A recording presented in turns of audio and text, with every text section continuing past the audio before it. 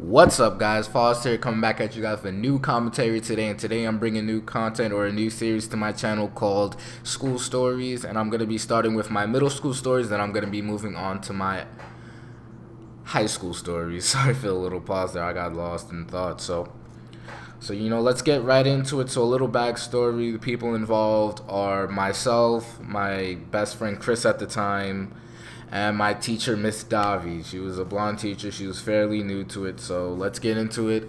The title of the story will be The Teacher.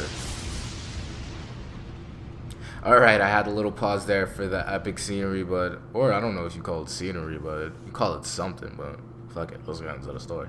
So, Miss Davi, she was generally new teacher. So...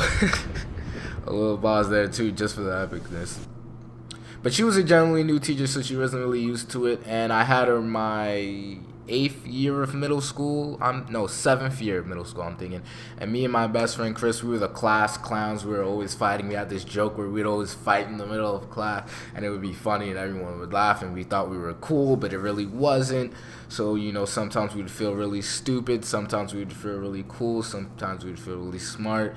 But, in the end, it wasn't even really worth it because we were just making clowns of ourselves, and that, reputation would stick for us for the rest of middle school. But I can't really say it really affected us at all, but, it's just something that sticks to you. It's just something, a habit you can't get out of, and you got to do it every day.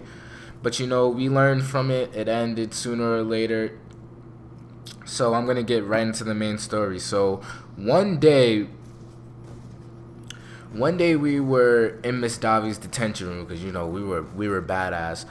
So we were just in there, and we was like, yeah, it's whatever. And, one thing led to another. And I remember we were, running around the classroom for no reason.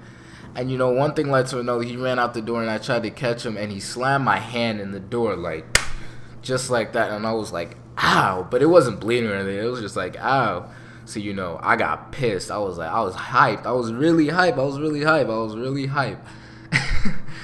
And I got pissed, so I was like, you know what? I'm going to get him back when he comes through the other door. So I started walking real slow to the other door, waiting for him to come through the door. I had my notebook in my right hand on the desk so you wouldn't even see it. So he came to the door, and I was like, dude, you slammed my hand in the door. And I threw the notebook right as I was saying it. And, for some reason, somehow, he ducked fast enough, and it didn't even graze him. It just went right past him. And, this is so shocking to me because his head is so humongous. His head was his head was so big. We used to call him Megamind and Big Head. But, you get the point. His head was big, so I don't know how I missed it. But, I guess I know how I missed it because I had a little twig arm and I didn't have no strength whatsoever. So I can kind of understand why I missed it. But, I was pretty ashamed of myself. So when I hit her in the face, she gasped. She was like,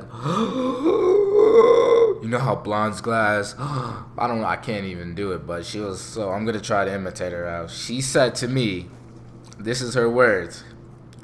Isaiah, I can't believe you did this. Sit down. I can't believe it. I can't believe it. I'm calling Miss Sandy. All gibberish. I'm a hoe. And so she called Miss Sandy, and Miss Sandy was the worst of the worst. If you got called to her office, you knew you wasn't coming out. So you knew there had to be something wrong. So Miss Sandy called me into her office, and she was like, Isaiah, come here. So I went to her office, and she was like, why are you always messing up? Do this all the time.